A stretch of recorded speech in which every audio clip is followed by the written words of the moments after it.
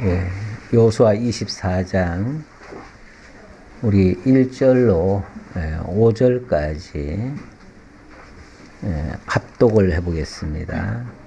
여호수아가 이스라엘 모든 지파를 세겜에 모으고 이스라엘 장로들과 그들의 수령들과 재판관들과 관리들을 부르매 그들이 하나님 앞에 나와선지라.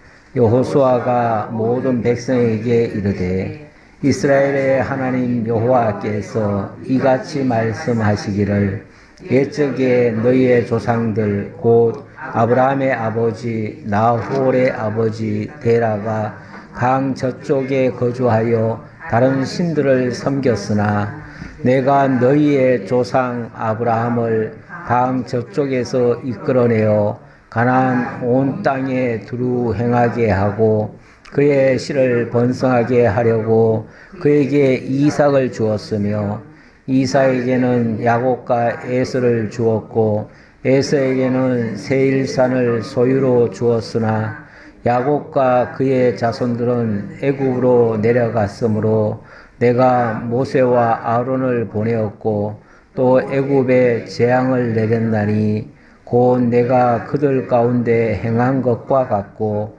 그 후에 너희를 인도하여 내었노라. 아멘. 우리 하나님께서 과거에 이스라엘 백성을 어떻게 인도해 오셨는지, 어떻게 여기까지 인도하여 내셨는지 그 과거를 회고하면서 미래를 예언해 주는 그러한 장면이 되겠습니다. 과거를 안다는 것, 역사죠. 역사를 안다는 것, 미래를 제대로 예배할 수가 있습니다. 그런데 역사를 모르면은 미래도 준비가 안 됩니다. 역사를 아는 민족과 모르는 민족은 미래가 전혀 달라요. 그래서 역사를 모르는 자들은 미래가 없다 그런 말도 하는 이유가 역사를 모르면 똑같은 일들이 또 일어나거든요. 또 일어나는데 거기에 대비를 못해요. 대비를 못하기 때문에 결국은 패배자로 끝나갈 수밖에 없다 그 말입니다. 근데 역사를 알면 과거에 이런 일이 있었고 저런 일이 있었는데 미래도 이렇게 되겠구나 하고 미리 예비를 할 수가 있고 그래서 어떤 어려움이 와도 다 극복할 수 있는 힘이 만들어집니다. 그래서 역사 교육이 필요하다. 역사를 바꾸려고 하면 참 문제가 됩니다. 그래서 어떤 경우에도 역사는 바뀌지 않아야 되는데 가끔 보면 어떤 개인이 역사를 바꾸려고 하는 시도를 하지요. 특히 우리나라 같은 경우는 옛날에 정말 자주 독립국가로 그렇게 우뚝 세워진 지가 얼마 안 됐습니다. 계속 몇백 년 동안 중국의 지배를 받았었고 또 한때는 또 일본의 지배를 받았었어요. 그러니 우리나라 순수한 우리의 역사가 잘 보존이 안 돼 있습니다. 그것을 가까스로 보고를 해서 정리를 해놨는데 어떤 지도자에 의해서 이게 좀 자꾸 바뀌는 수가 있어요. 이상하게 지도자들이 세워지면 자기 방식대로 역사를 바꾸려고 하더라고요. 자꾸만. 역사책은 바뀌면 안 되거든요. 원칙. 바뀌면 안 되는데 꼭 정권의 입맛에 따라서 역사책을 바꾸려고 해요. 먼저 정부에서 그걸 하려고 그냥 교육부 다 바꿔놨다가 결국은 안 돼가지고 실패를 했는데 또 그런 시도를 계속 하고 있습니다. 매번 그래요. 매번 그래가지고 그래서 학생들이 헷갈려요. 뭐가 도대체 맞는 말이냐, 뭐가 진짜 역사냐 헷갈리는데 그럴수록 과거를 제대로 알아야 된다. 정 모르겠으면 더 먼저 것도 좀 알아야 된다. 아예 근원부터 좀 알아야 된다. 어찌 보면 여호수아를 통해서 이스라엘의 역사, 처음 어떻게 시작됐는가부터 다시 언급을 하는 그런 장면이 되겠습니다. 24장 1절로 5절까지 아브라함을 소명할 때부터 출애굽 사건이 있기까지의 내용을 진술하는 장면인데요. 이스라엘의 역사는 곧 아브라함의 역사라고도 볼 수 있습니다. 그 이전의 역사는 이스라엘 나라라고 하는 국한된 나라가 아니라 우주적인 또는 전 세계적인 그런 내용이죠. 그런 내용이니까 좀 더 광범위하고요. 이스라엘의 역사는 어쨌든 아브라함으로부터 출발합니다. 왜냐하면 하나님께서 갈대아 우르에 있던 아브라함을 불러내 가지고 본토 친척 아비집을 다 떠나서 혈혈단신으로 오게 해가지고 거기서부터 역사를 새로 꾸리는 거예요. 그래가지고 내가 네 자손을 하늘의 별과 같이 많게 해주겠다. 그리고 이 땅을 네가 바라보는 이 동서남북 가나안 땅을 너에게 주어서 내 후대로 하여금 여기서 나라를 세워서 다스리게 해주겠다. 이 약속을 했거든요. 그 약속을 창세기 12장부터 시작해가지고 15장에 좀 더 구체적으로 설명이 나왔어요. 그리고 애굽 땅에 내려가서 400년간 종살이 하다가 올라와서 내가 이렇게 이루어주겠다 했는데 그 역사가 지금 실현이 된 거 아닙니까? 애굽 땅에 내려가서 종살이 했고 하나님께서 모세를 동원해 가지고 그 애굽에서부터 이끌어 올리셨다. 그래서 현재 이곳까지 와 있다.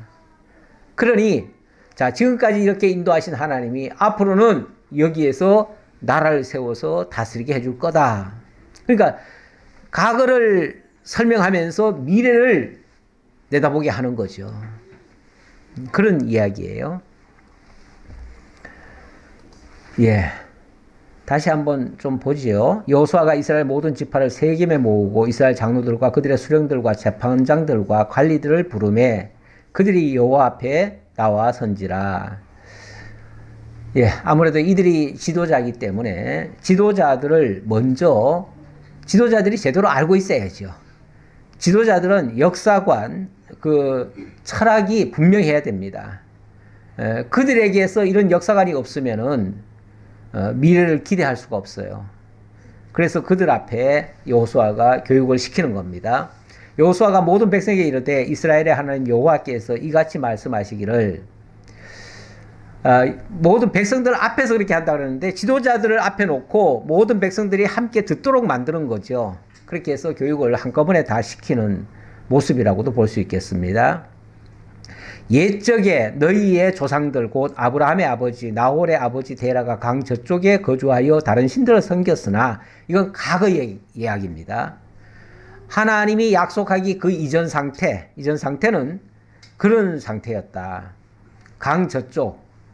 원래 히브리인 그러는데요. 히브리인이란 말은 강을 건넌 자다라는 뜻이에요. 말 자체가.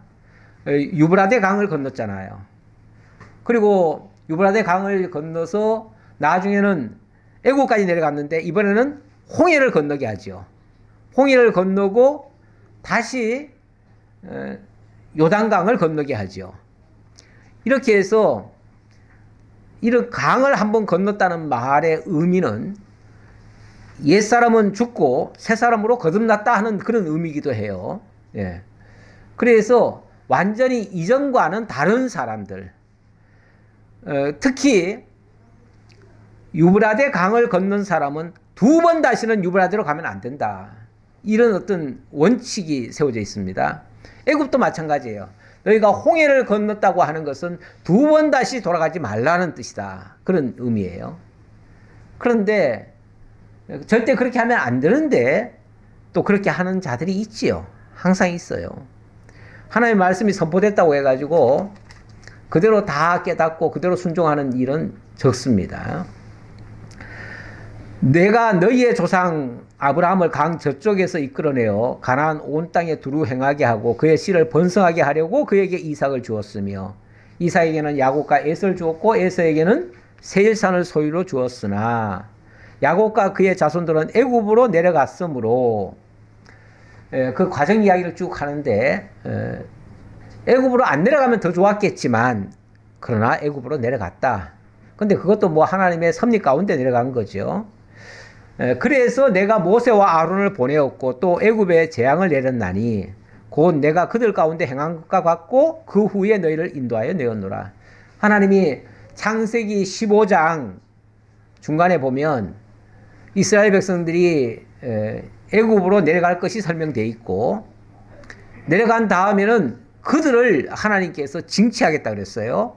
그들을 혼을 내주고 그러니까 애굽을 혼내주시겠다는 거죠. 내 백성을 종으로 삼은 그들을 혼내주시고 그리고 약속의 땅으로 다시 데려오겠다 했는데 이게 완전히 어찌 보면 새 사람 만들어 가지고 데려오는 것과 같아요.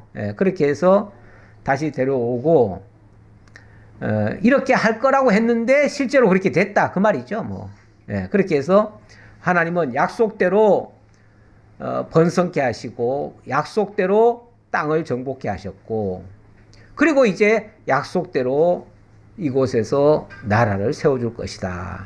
이렇게 말씀하시는 내용입니다. 자, 6절로 7절. 이번에는 출애굽부터 광야에 거할 때까지의 일을 진술하는데 뭐 가정 이야기니까 계속 이어져 가는 내용입니다. 6절 보겠습니다. 내가 너희의 조상들을 애굽에서 인도하여 내어 바다에 이르게 한즉 애굽 사람들이 병거와 마병을 거느리고 너희의 조상들은 홍해까지 쫓아오므로 너희의 조상들이 나 여호와께 부르짖기로 내가 너희와 애굽 사람들 사이에 흑암을 두고 바다를 이끌어 그들을 덮었나니 내가 애굽에서 행한 일을 너희의 눈이 보았으며 또 너희가 많은 날을 광야에서 거주하였느니라. 하나님이 생생히 목도하도록 홍해를 갈라주시는 역사가 있었고 그리고 광야에 있는 동안은 40년간 그야말로 발에 신도 떨어지지 않게 하시고 또 하늘에 만나가 내려가지고 끊임없이 살아갈 수 있도록 그렇게 해주셨다. 자, 이 사실을 하나님이 보여주셨다는 걸 얘기했고요. 자, 8절로부터 10절. 요단 동편 아모리와 모압에게 행하신 일을 진술합니다. 자, 그 과정 이야기입니다. 계속. 내가 또 너희를 인도하여 요단 저쪽에 거주하는 아모리 족속의 땅으로 들어가게 하매 그들이 너희와 싸우기로 내가 그들을 너희 손에 넘겨주매 너희가 그 땅을 점령하였고 나는 그들을 너희 앞에서 멸절시켰다. 그런 과정에서 하나님의 놀라운 능력의 역사들을 맛보게 한 겁니다. 이 사실도 일부러 하나님께서 교육상 다 보여주신 거예요. 그래야 앞으로 무슨 일이 있더라도 두려워하지 않고 이겨낼 수가 있으니까요. 그 교육적으로 그렇게 했다. 9절입니다. 또한 모압왕 십볼의 아들 발락이 일어나 이스라엘과 싸우더니 사람을 보내어 부올의 아들 발람을 불러다가 너희를 저주하게 하려 하였으나 내가 발람을 위해 듣기를 원하지 아니하였으므로 그가 오히려 너희를 축복하였고 나는 너희를 그의 손에서 건져내었으며 너희가 요단을 건너 여리고에 이른즉 여리고 주민들 일단 거기까지 잠깐 봅시다. 그 과정에서 모압 왕 발락이 발람을 끌어들여 가지고 이스라엘을 저주하려고 했습니다. 근데 아무리 저주를 하려고 해도 저주가 바뀌어 축복으로 바꿔주는 그런 역사가 일어났어요. 우리 하나님의 특징이 그거 아닙니까? 모든 안 좋은 일들도 다 합력해서 선으로 바꿔주시는 역사. 이게 하나님이 하시는 일 중에 아주 특징적인 일이에요. 이 사실을 우리가 기억을 하면 세상의 모든 어려운 일들이 더 이상 어려운 일들이 아닌 거예요. 하나님 없이 바라보면 분명히 어려운 일이 맞는데 하나님이 관여하시면 그런 것들을 모아다가 오히려 더 좋게 만들어버려요. 우리 찬송가에 있는 것처럼 이 풍랑 이년하여서 더 빨리 하나님 앞에 나아갑니다. 우리에게 어떤 풍랑이 있으면 그 풍랑이 우리를 좌절시키고 그냥 침몰시키는 게 아니라 그것 때문에 오히려 우리가 하나님 앞에 더 가까이 나아가고 더 하나님의 능력의 역사를 맛볼 수 있는 그런 계기가 되어진다 그 말이죠. 우리 하나님이 이렇게 당신의 능력을 보이시려고 때때로는 어려움을 주시기도 하지만 그 어려움이 오히려 더 촉진을 해주는 이런 결과도 만들어낸다. 그래서 발람의 저주는요, 오히려 이스라엘의 축복으로 바뀌어진 사건이에요. 대표적인 사건이에요. 그러니까 세상 그 어떤 위협의 세력이 우리를 겁박을 하고 저주하고 무너뜨리려고 해도 그것이 오히려 우리를 더 승리케 하시는, 그래서 하나님의 영광을 보게 하시는 그런 역사다. 자, 11절로부터 13절, 여기서는 요단 서편 가나안 땅 점령할 때의 이야기입니다. 그러니까 차례대로 얘기를 하는 거예요. 차례대로. 너희가 요단을 건너 여리고에 이른즉 여리고 주민들 곧 아모리 족속과 브리스 족속과 가나안 족속과 헷 족속과 기르가스 족속과 히위 족속과 여부스 족속이 너희와 싸우기로 내가 그들을 너희의 손에 넘겨주었으며, 소위 말해서 가나안 칠족속들이죠. 칠족속들이 이스라엘이 오는 걸 고분고분하게 받아들이지 않잖아요. 그렇죠? 절대 안 받죠. 그러면 안 받으면 더 좋아요. 우리는 일이 잘 풀려야 좋은 게 아니라 일이 막히면 하나님의 영광을 볼 수 있는 새로운 기회가 되는 거예요. 그래서 안 풀린 일이 오히려 하나님이 그들을 여호수아에게, 이스라엘에게 붙여준 결과가 되어버렸어요. 붙여준 결과가 됐으니까 거기서 승리를 맛보잖아요. 그렇죠? 승리를 맛봐요. 이게 앞으로 오고 오는 그 후손들에게 믿음의 큰 본을 보여주는 거예요. 본을 보여주는 사건이에요. 그러면 이제 앞으로 이스라엘에 무진장한 어려운 일들이 많이 발생할 텐데, 이런 것도 이겨내게 하신 하나님이 이까짓 게 뭐가 문제예요. 네. 사실 우리도 지나놓고 보니까 고비가 많았었잖아요. 솔직히 개인적으로 보면 고비 다 있었습니다. 저도 정말 끔찍했던 일, 아찔했던 일 여러 번 겪었습니다. 여러 번 겪었는데 지나놓고 보니까 그 일 때문에 내가 한 단계 성장을 하고 더 신앙이 확고해지는 그런 계기가 되었어요. 그러니까 더 이상 그런 것들이 오더라도 두려움이 앞서는 게 아니라 하나님께 대한 기대감이 생겨요. 하나님이 이번 사건을 통해서는 어떻게 역사하실까라는 그런 기대감. 그리고 그 사건을 한번 치르고 나면요, 찬양거리도 생기지만 나에게 어떤 확신이 생겨가지고요, 그 어떤 일도 두렵질 않은 거예요. 이게 굉장한 큰 자산이 되는 거예요. 우리 신앙의 자산. 신앙의 자산은 이런 역사를 통해서 만들어지는 거지, 그냥 뭐 어디 부모한테 그냥 물려받는 게 아니에요. 희한하죠? 아브라함 사건이요, 이삭 때 가가지고 똑같은 사건이 또 재발을 합니다. 이삭의 사건이 야곱의 사건에 가서 또 똑같이 재발을 해요. 생각 같으면은 아버지가 다 겪었던 일이라 아들은 안 겪어도 될 것 같잖아요? 그렇게 하지 않아요. 우리 하나님이 다 겪게 하시더라고요. 어쩌면 데칼코마니라고 그러나요? 똑같은 일이 병행적으로 일어나요. 예를 들어서 아브라함이 그랄에 내려갔다가 위기 상황이 처하니까 자기 아내를 팔려고 했잖아요. 예. 그런데 아버지가 그런 짓을 했으면 아들은 안 해야 맞잖아요. 근데 아들도 똑같은 짓을 또 해요. 예. 그러면은 그 아들들은 또 안 해야 될 거 아니에요. 근데 그 아들들도 또 그래요. 사람이 비슷해요, 사실은.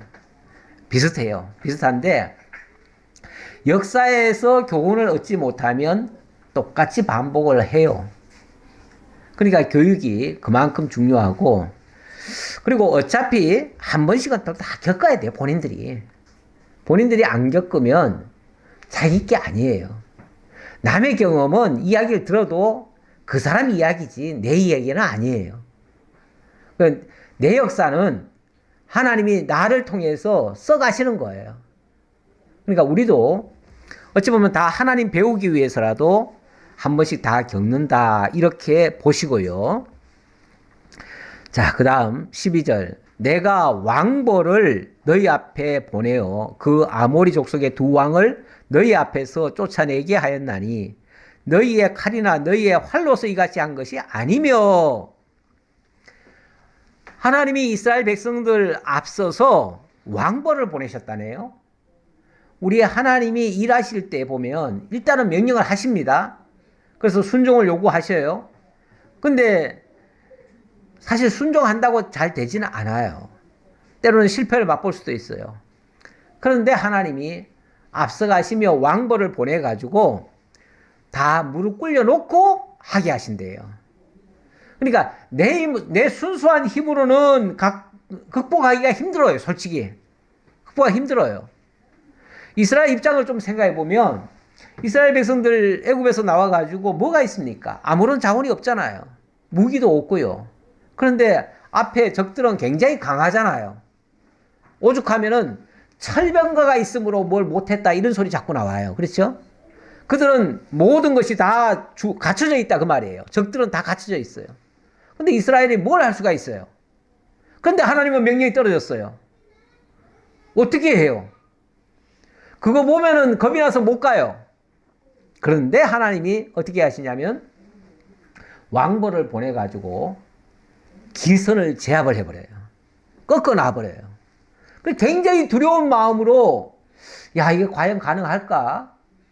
현실적으로 어려운데 계산해 보니까 잘 안 되는데 그런데 어쨌든 하나님이 명하셨으니 가보자 하고서 갔는데 가보니까 다 꺾여져 있는 거예요. 상대방이. 기가 다 꺾여져 있어요. 그러니까 별거 아니네 싶을 정도로 쉽게 무너뜨려지는 거예요. 그러니까 일단 순종하려는 자세를 임하니까 역사는 이루어지더라 그 말이죠. 그게 하나님이 왕벌을 보내서 앞에 꺾어 놓는 거예요. 그러다 보니 결과적으로 적들이 물러간 결과물이 너희의 칼이나 너희의 활로서 이같이 한 것이 아니다. 너희들이 한 거 아니다. 내가 왕벌 보내가지고 앞에서 다 해놓은 거다. 그 말이죠. 내가 또 너희가 수고하지 아니한 땅과 너희가 건설하지 아니한 성읍들을 너희에게 주었더니 너희가 그 가운데 거주하며 너희는 또 너희가 심지 아니한 포도원과 감람원의 열매를 먹는다 하셨느니라. 그렇게 하시더니만 실제 그렇게 해주셨다 그 말이죠. 자, 이렇게 가나안 땅까지 오게 된 그 경위를 쭉 얘기를 했어요. 한마디로 역사 공부를 시킨 거예요. 자, 그래 놓고 14절 그러므로 이렇게 얘기합니다. 그러므로 자 하나님이 다 해주셨으므로 이제 너희는 어떻게 할 거냐. 거기에 너희의 반응이 나오는 거예요. 사실 우리의 반응이라고 하는 거는요. 우리가 행한다고 하는 것은 우리가 뭘 어떻게 하나님 앞에 해드려서 뭘 받는 차원이 아니고 하나님이 먼저 해주신 거에 대한 감사 표시예요. 어찌 보면. 감사 표시. 그거 믿고 그냥 나아가는 것 뿐이에요. 그렇게 되어지면 또 새로운 하나님의 놀라운 능력의 역사를 또 보게 되는 거예요. 그러니까 하나님은 우리가 감당 못할 시험을 주시고 그것을 촉구하고 안 한다고 벌 주시고 이러신 분이 아니고 하나님은 당신이 미리 다 준비해 놓고 우리로 하여금 가도록 하시고 순종할 때에 그 역사가 이루어지도록 이렇게 만들어 주셔요. 그러니까 우리가 할 일은 뭐겠어요? 믿고 가는 거예요. 그냥 믿고 가는 거. 너무 계산하지 말고. 인간적인 계산을 하면 안 맞으니까요. 솔직히 안 맞아요. 하나님이 하신다는 걸 전제하고 얘기가 돼야 얘기가 되지. 하나님이 해주신다는 것을 얘기 안 하고 하나님이 이렇게 하라고 했으니 그냥 우리가 믿고 갑니다 하고 가면은 그래가지고는 잘 안 된다 그 말이죠. 하나님이 해주실 걸 알아야지. 하나님 빼고 하면 안 된다 그 말이죠. 그러므로 그래서 우리 기독교 윤리, 기독교 행동 강령, 기독교인들이 우리 성도들이 행하는 일들, 이걸 기독교 윤리라고 할 수 있죠. 기독교 윤리라고 하는 거는 전부 다 그러므로의 윤리다. 하나님이 먼저 해주심으로 거기에 따르는 순종의 자세가 바로 우리의 윤리다. 이렇게도 말씀드릴 수 있습니다. 그러므로 이제 너희가 할 일, 이제부터 너희가 할 일이다. 그 말이죠. 이제부터 너희가 할 일은 여호와를 경외하며 온전함과 진실함으로 그를 섬기라. 이제 너희가 할 일은 여호와 경외하라. 그 하나님 얼마나 위대하시고 얼마나 능력 많으신지 그분만을 경외하라. 그분만을 믿고 나가는 거예요. 온전함과 진실함으로 그를 섬기라. 경외하고 섬기라는 건데, 그렇게 할 때에 내 자세가 온전하고 진실함. 이걸로 하라. 그 말이죠.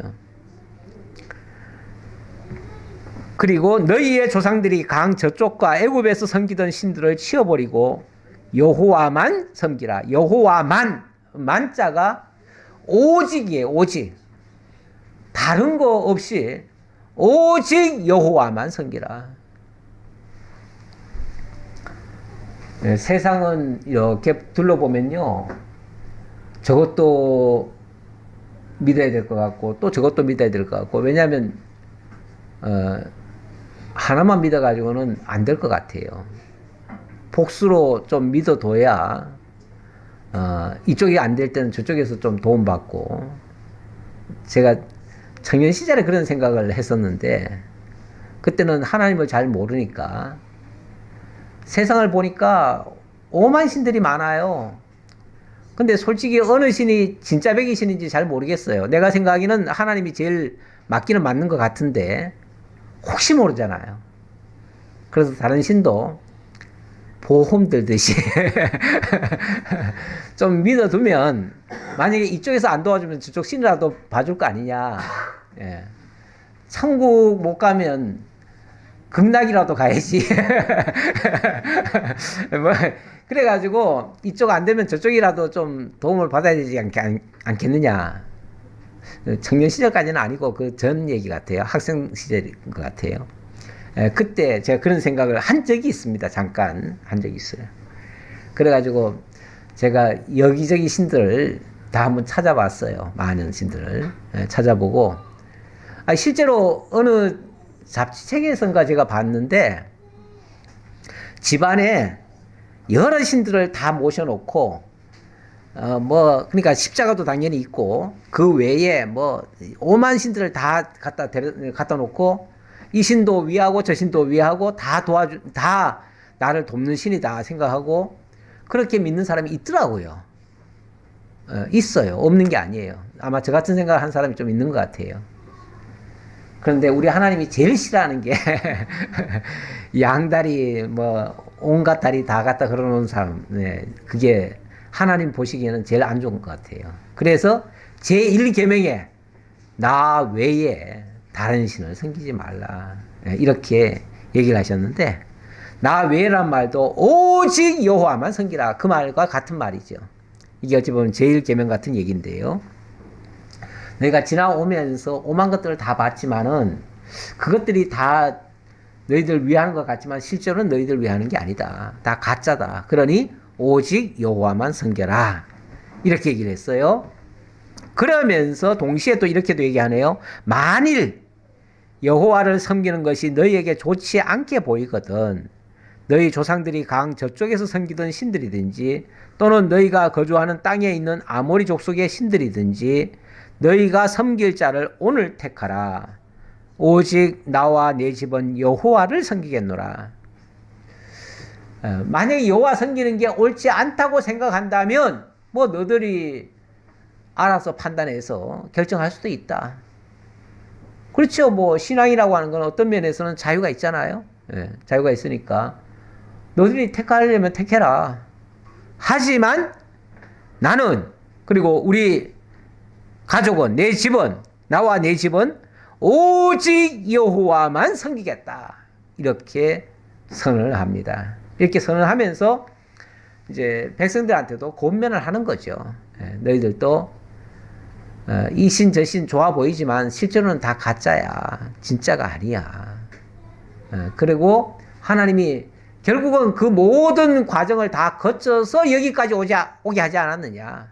결국 최종 승리자는 여호와시고 여호와께서 그동안 너희들을 저 애굽 그러니까 강 저쪽이라고 하는 말은 옛날 갈대 우루 때 얘기고 또 애굽은 홍해 건너편이고 그 다음에는 요단 동편 땅 지나왔죠. 지나오면서 오만 신들이 다 있었잖아요. 서편 땅에도 와보니까 서편 땅에도 사실은 기존의 신들이 또 있잖아요. 그런데 그것들 다 가짜야. 다 엉터리야.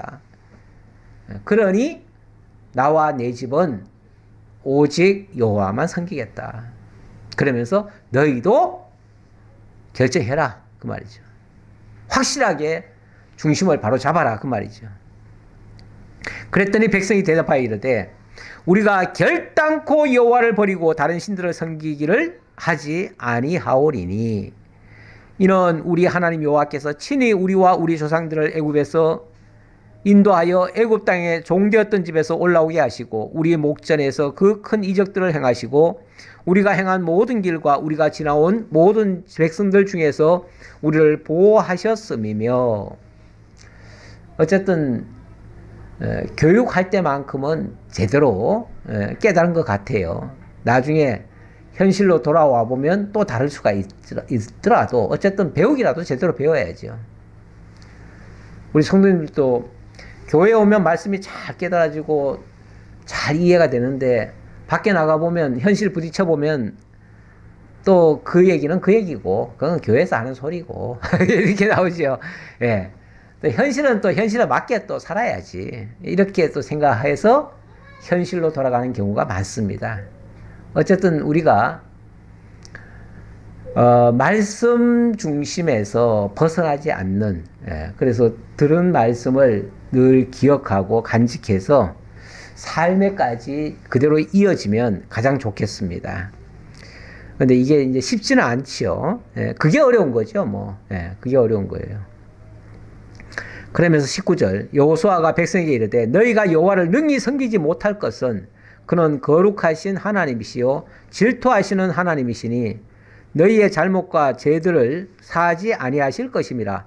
뭐 앞에서는 섬기라고 해놓고는 너희가 능히 여호와를 섬기지 못할 것이다 이렇게 또 얘기를 하네요. 그만큼 어렵다는 얘기예요. 우리가 결심은 할 수 있어요. 그런데 현실에 부딪혀 보면 그게 무너지는 경우가 있어요. 이 말도 미리 해놓은 이유가 그걸 안 해놓으면 자기들이 마치 다 할 수 있는 것처럼 착각을 해요. 너무 자고하는 것도 문제입니다, 사실. 우리가 결심은 필요한데 그렇게 결심했다고 해가지고 자기가 틀림없이 해낼 수 있을 거라고 그렇게 그냥 자신만만하게 나가다가는 바로 코 빠지는 일이 생깁니다. 우리는 큰 소리 칠 수가 없어요. 사실은 우리가 환경을 뛰어넘어서 극복하면서 이겨내기가 쉽질 않아요. 오늘은 이렇게 해서 좋은데 밖에 나가보면 환경이 달라요, 얘기하고. 그러니까 당장 내가 현실과 타협을 하기도 하고요. 아니면 또 양보를 하기도 합니다. 그러다 보니 맨날 실패의 삶을 한 번씩 살지요. 그래놓고 오늘도 또 말씀대로 못 살았네 하는 또 자책감도 생기죠. 그만큼 우리가 약하다는 얘기예요. 누구든지 할 것 없이 다 그렇습니다. 다 약해요. 그래서 우리가 늘 기도하는 게 뭡니까? 하나님 믿음 주옵소서. 그 말씀 늘 기억하고 지켜갈 수 있는 믿음 주옵소서. 믿음을 더하여 주옵소서. 예수님이 제자들한테도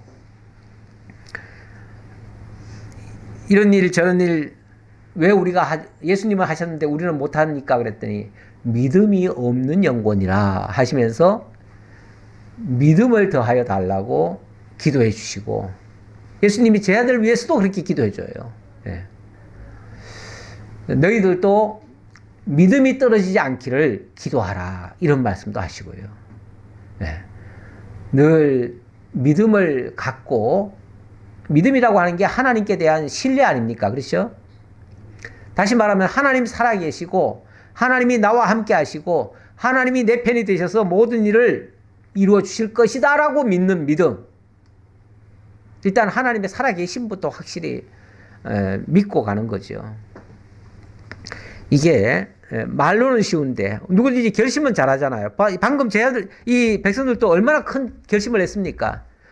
오직 하나님만 섬기겠다고 결심했잖아요. 그런데 여호수아는 또 거꾸로 너희들 그렇게 안 돼 이렇게 얘기하잖아요. 안 돼.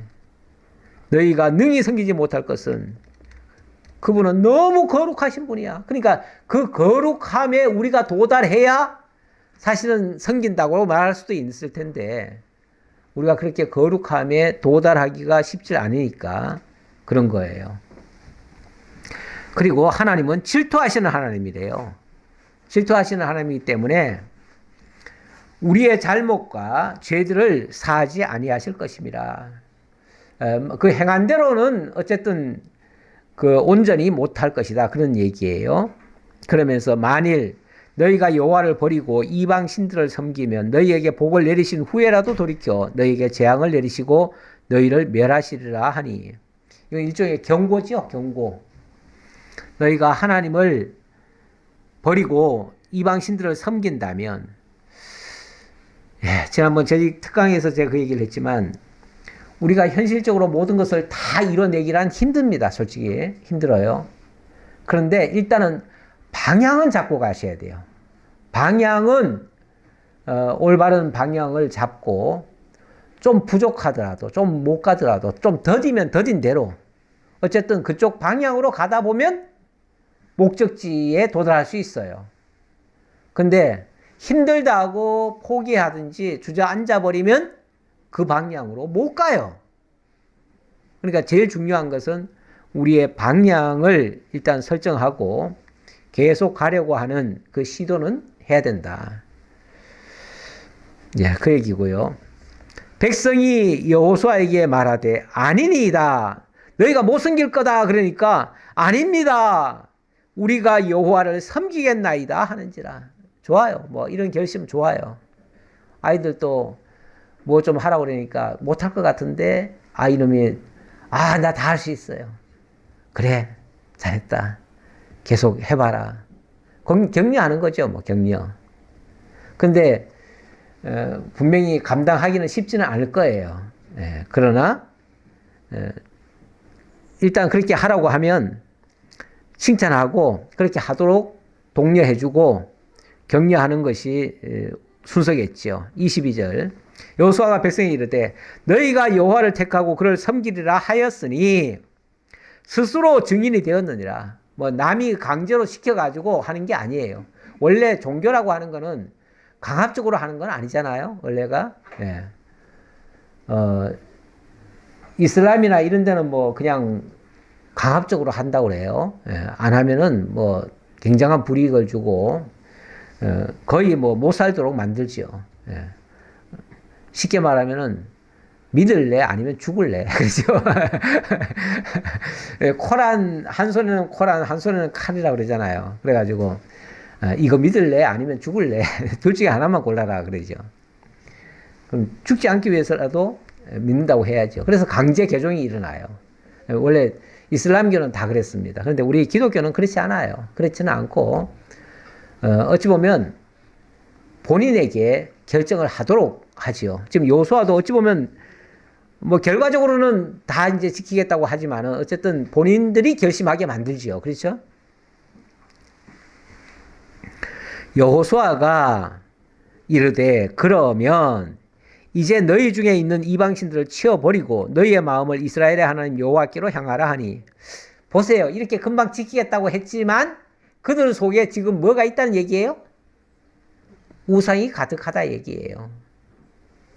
그들이 가는 곳곳마다 뭐 다 취하라고 했으니까 다 취할 수는 있어요. 취할 수는 있는데 취하다 보면 그들이 섬기던 우상까지도 취할 수가 있고 그들이 자관 귀하게 여기는 거를 같이 귀하게 여길 수가 있어요. 뭐 우상이 다른 겁니까? 그 믿지 않는 자들, 하나님 알지 못하는 자들이 위하고 아끼던 모든 것들이 다 우상들이에요. 그런 것들을 지금 이스라엘 백성들이 안 가지고 있느냐? 가지고 있어요. 그러니까 일단 우선 할 일이 그것부터 치우는 거다. 예. 원래 뭐를 하나 새로 구축하려고 하면 기존에 있는 것들을 버리는 거죠. 버리는 것부터 사실 시작하는 거죠. 예. 버리지 않고는 새로 취할 수가 없습니다. 내가 귀하다고 여기던 것, 그걸 버려야 하나님의 더 귀한 것이 다가올 수가 있습니다. 우리는 어쩔 수 없이 선택의 순간이 있는데 그 선택은 좋지 못한 것은 버리고 가치 없는 것들은 버리고 가치 있는 것들을 선택하며 살아가는 겁니다.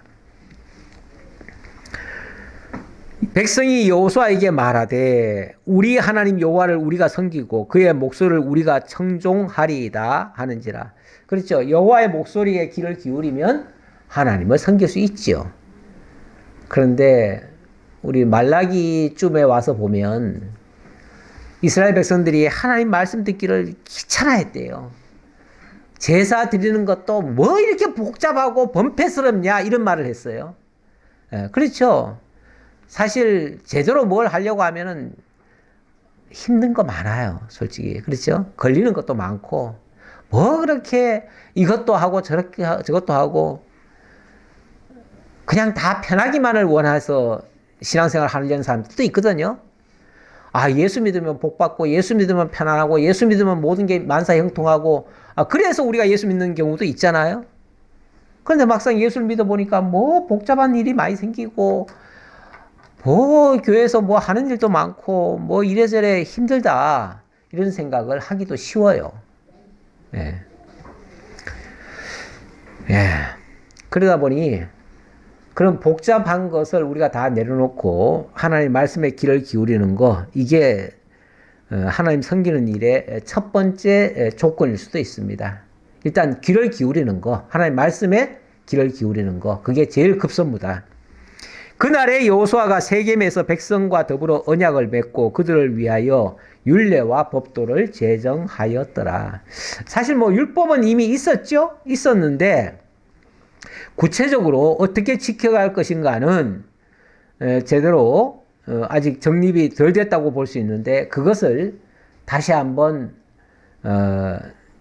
주지를 시켰다. 그렇게 보시면 되겠습니다. 여호수아가 이 모든 말씀을 하나님의 율법책에 기록하고 큰 돌을 가져다가 거기 여호와의 성소 곁에 있는 상수리 나무 아래에 세우고 모든 백성에게 이르되 보라 이 돌이 우리에게 증거가 되리니 이는 여호와께서 우리에게 하신 모든 말씀을 이 돌이 들었음이니라. 돌이 들었다. 돌이 증인이다. 예. 우리 예수님도 그런 표현을 쓰셨는데 만약에 너희들이 하지 않으면 이 돌들이 일어나서 할 것이다. 예. 하늘이 증인이고 땅이 증인이고 모든 삼라만상이 우리의 증인이 될 수 있습니다. 증인은 많으면 많을수록 좋지요. 근데 어떨 때 겁나죠. 모든 게 다 증인이 되니까. 우리의 모든 것을 다 알고 있다는 거 아닙니까? 하늘이 알고 땅이 알고 모든 역사가 다 알고 있다.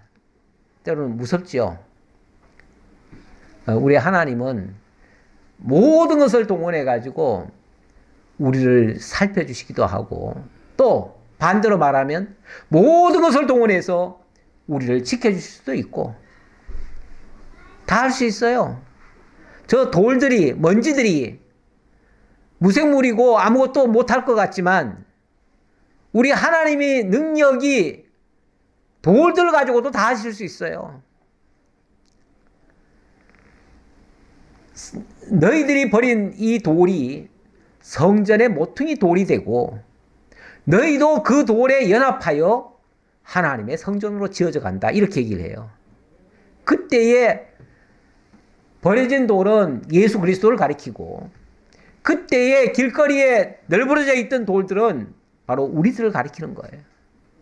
우리들이 그 예수님께 붙어서 함께 지어져 가는, 함께 하나님이 거하실 수 있는 성전으로 만들어져 가요.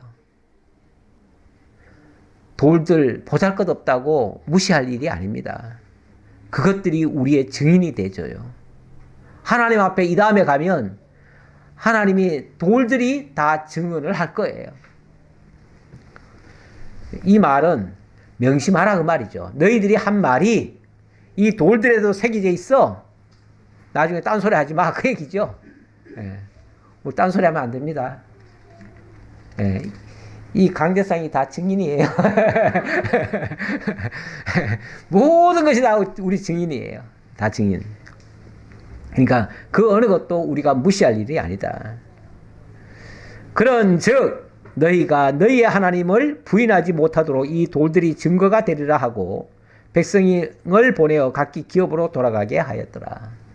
이렇게 교육시키고 각각 집으로 돌려보냈다 그 말이죠. 자, 29절로 31절 여호와의 일을 아는 자들이 여호수아가 사는 날 동안 여호와를 섬겼다. 이렇게 말하는 장면입니다. 이 일 후에 여호와의 종 눈의 아들 여호수아가 110세에 죽음에, 그러니까 지금까지 한 얘기는 뭐예요? 유언이에요. 유언. 여호수아의 유언. 죽기 전에 우리 하나님이 이렇게 소중한 일들을 하고 죽었어요. 우리들도 누군가는 다 하나님 앞에 갑니다. 우리 모두가 다 갈 거예요. 제가 이거 하나는 자신있게 얘기하는데 여러분들 다 가실 겁니다.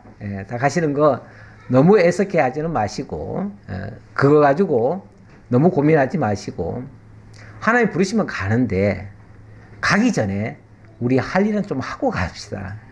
그 할 일이 뭐냐? 제대로 좀 유언해 놓고 갑시다. 누구한테요? 우리 주변에 있는 자들에게도 좀 하고요.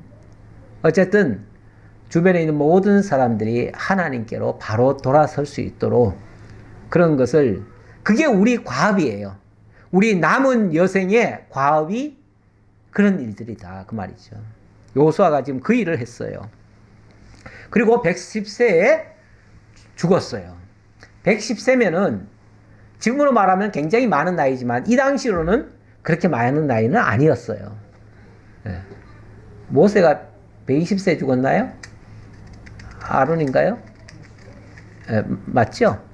120세인데도 눈이 흐려지지 않았다 뭐 이런 말을 하고 그리고 얼마 안 가서 죽었다는 얘기가 나오죠. 뭐 참 이 일한 거에 비하면은 좀 일찍 죽은 셈이에요. 그렇죠? 그들이 그의 기업의 경내 딥나세라에 장사했으며 딥나세라는 에브라임 산지 가스산 북쪽이었더라. 이스라엘이 여호수아가 사는 날 동안과 여호수아 뒤에 생존한 장로들 곧 여호와께서 이스라엘 위하여 행하신 모든 일을 아는 자들이 사는 날 동안 여호와를 섬겼더라. 자, 이렇게 유언을 하고 죽었는데 여호수아가 사는 날 동안 백성들이 잘 섬겼다는 거예요. 어쨌든 그렇죠? 잘 섬겼고 그리고 여호수아가 당부한 장로들 있잖아요. 지금 장로들 앉혀놓고 지금 교육시킨 거잖아요. 근데 그 장로들이 사는 날 동안 여호와를 섬겼대요. 그럼 그 다음은 어떻게 됐다는 거예요? 그 다음은 별로였다 그 말이죠. 그 다음은 별로였다. 그러면 어디에 문제가 있을까요? 그 다음 세대가 문제일까요? 아니면 여호수아는 그 장로들한테 이렇게 유언을 잘 해서 그 장로들이 사는 날 동안은 섬겼는데 그 장로들이 그 다음 세대들에게 교육을 제대로 했다는 건가요? 아닌가요? 그때 제대로 교육을 안 했다 그 얘기예요. 미래 세대에게 정말 하나님 안 가르쳐주면 진짜 미래가 없습니다. 진짜 미래가 없어요. 좀 미안한 얘기지만 수단과 방법을 가리지 마시고 자녀 교육을 시키셔야 될 것 같아요. 이건 또 이 한숨부터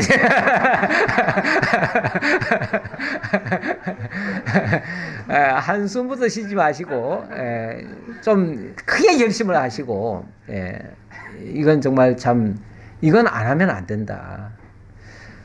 재산은 좀 못 물려줘도 됩니다. 학교 조금 덜 시켜도 됩니다. 그런데 자녀에게 신앙 유산만큼은 꼭 물려줘야 된다. 이것보다 더 중요한 과업이 없다. 이런 생각이 듭니다. 예. 자녀도 너무 내 새끼라고 생각하지 마시고, 내 새끼 위한답시고, 그냥 너무 예지중지 키우지만 마시고, 모르겠어요. 제가 일찍부터 그 생각이 들어서 그런가, 뭐, 저는 자녀를 많이 안 낳습니다만은,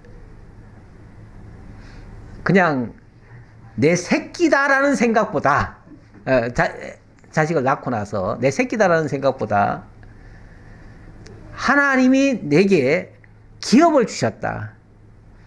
기업이라고 하는 것은 어떤 면에서 우리가 감당해야 될 몫이기도 해요. 그렇죠?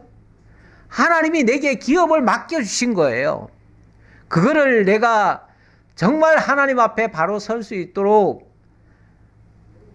길러주고 가꿔주고 그쪽으로 유도하도록 그 일에 내가 올인을 해야 된다라는 생각이 사실은 그때 들긴 했어요. 그래서 기업이라는 그 생각이, 왜냐하면 자녀들은 하나님이 주신 기업이다 이런 표현이 있잖아요. 잠언에 보면은, 아니 시편에 있잖아요. 시편에. 그래서 저는 그 말씀이 굉장히 강하게 제가 다가왔던 것 같아서 내 자식이니까, 내 새끼니까 어떻게 해야 된다가 아니라 하나님의 기업이기 때문에 내가 최선을 다해야 된다. 이런 생각.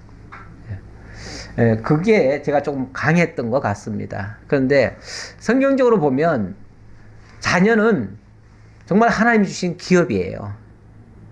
기업인데 꼭 내 자식만 기업이 아니고요.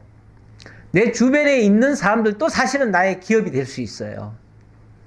하나님이 엮어주신 모든 사람들은 하나님이 내게 주신 기업인 거예요. 이거를 명심했으면 좋겠어요. 그래서 교육이 이루어지면 그 다음 교육을 받은 사람들도 그게 하나님을 섬기게 되지만 교육이 끊어지면 하나님 섬기는 것도 끊어지더라. 네, 이것도 하나의 검증적으로 설명을 드리겠습니다. 32절.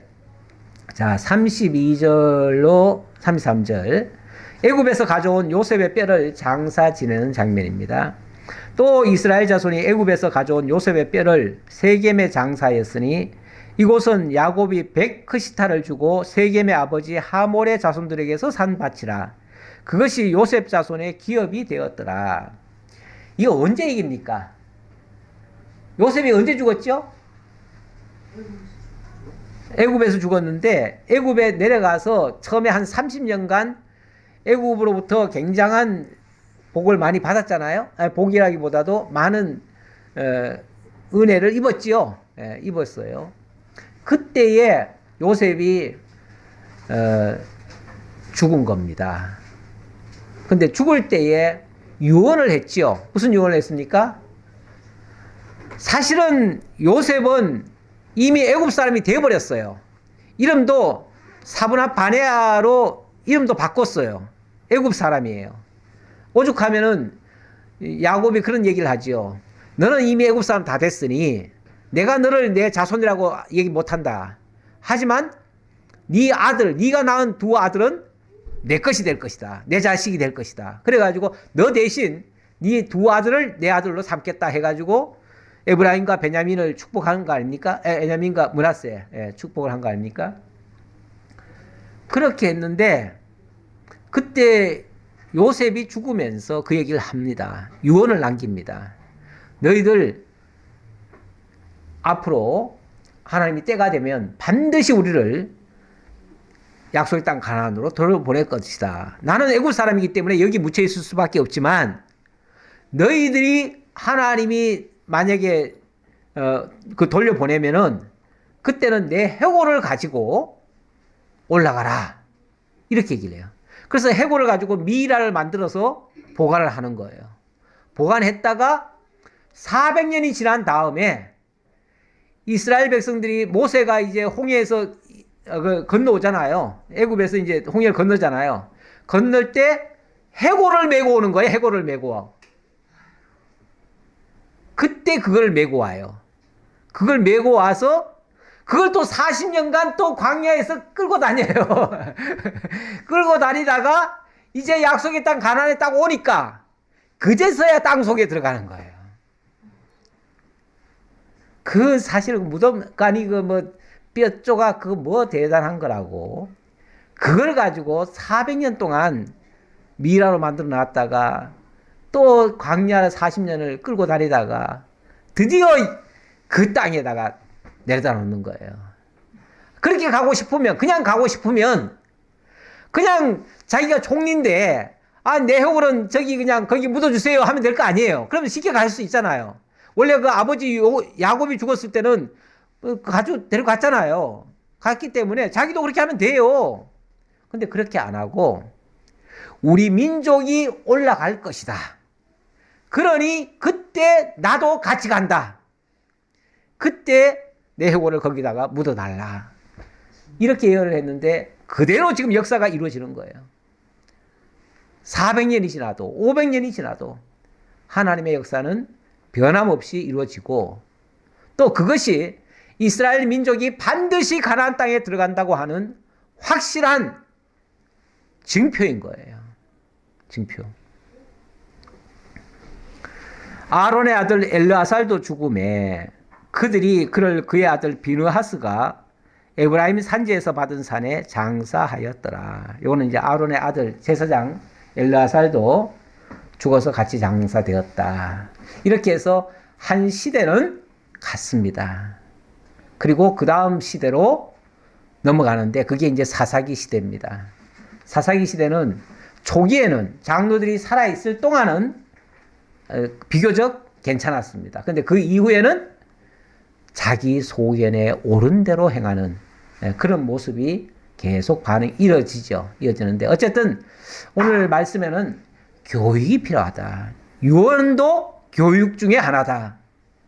바른 교육은 그 미래를 보장하지만 잘못된 교육은 미래가 불투명하다. 역사 공부 제대로 하자라는 그런 교훈의 말씀이었습니다. 기도하겠습니다. 감사합니다, 하나님. 오늘로서 여호수아를 잘 마치도록 하나님 인도해 주셔서 감사합니다. 그동안 저희들이 오랜 시간 동안 여호수아를 살펴보았습니다. 참으로 하나님 살아계셔서 믿음의 조상들과 함께 하신 모습들 생생히 발견하고 지금 우리에게도 이 교훈을 주셔서 오고 오는 세대들에게도 바른 교육이 전수되도록 인도해 주옵시길 원합니다. 모든 것을 주님께서 친히 이끄시고 인도해 주실 줄 믿사옵고 감사드리오며 예수님 이름으로 기도하옵나이다. 아멘.